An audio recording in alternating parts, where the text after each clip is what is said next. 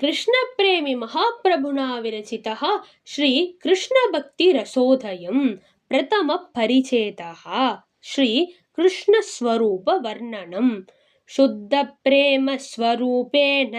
सर्वतो मधुरं सदा राधामुकुन्दयुगलं शरण्यं शरणं मम कृष्णप्रेमरसास्वाद कुशलस्त्यक्तलौकिकाः ब्रह्मादिभिः सेव्यमाना वल्लवी प्रणमाम्यहं नारदादीन् नमस्कृत्य वैष्णवान् लोकपूजितान् वक्तुमिच्छामि भालोऽपि कृष्णभक्तिरसोदयं नमस्कृत्य गुरून् सर्वान् कृष्णप्रेमपरायणान् प्रचोदितं तथा वक्ष्ये युगलच्च विना हृदि पूर्णब्रह्मैव युगल स्वरूपं दोषवर्जितम् अप्राकृतत्वान्नित्यं च चिन्मयं च भवेत् तथा नास्ति कृष्णात् परं दैवं सच्चिदानन्दलक्षणं राधिकाह्लादिनी शक्ति तस्यानन्दस्वरूपिणी सत्त्वाधिगुणसम्पन्ना अन्या सर्वाश्च देवताः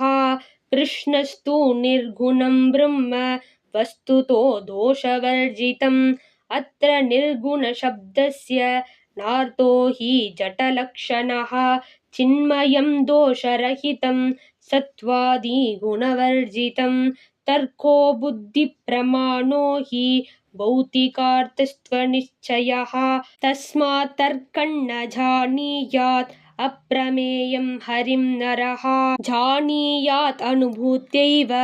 समाधिस्तस्तु पण्डितः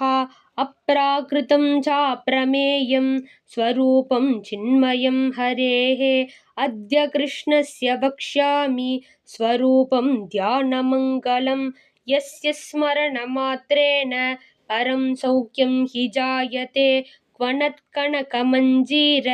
मण्डितश्रीपदाम्बुजं पीताम्बरं वैजयन्ती वनमाला विभूषणं हारकङ्कणकेयूर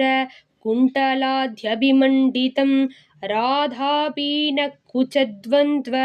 कुङ्कुमाङ्कितवक्षसं कुटिलालकसंयुक्तं केकिबर्हावतंसकं गोपीमनोहरं मेघ श्यामलं कोमलाधरं चन्द्रकान्ताननं चारु नलिनायतलोचनं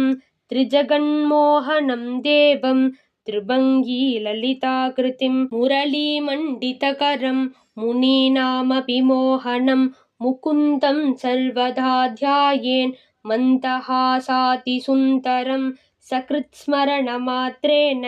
परमानन्ददायकं कृष्णस्य चिन्मयं रूपं सर्वदा हृदि भावयेत् नित्यं निरामयं ज्योतिः श्यामलं दोषवर्जितं चिन्तयेद्व्रजनाथस्य स्वरूपम् अतिसुन्दरम् प्रथमपरिच्छेदः समाप्ता।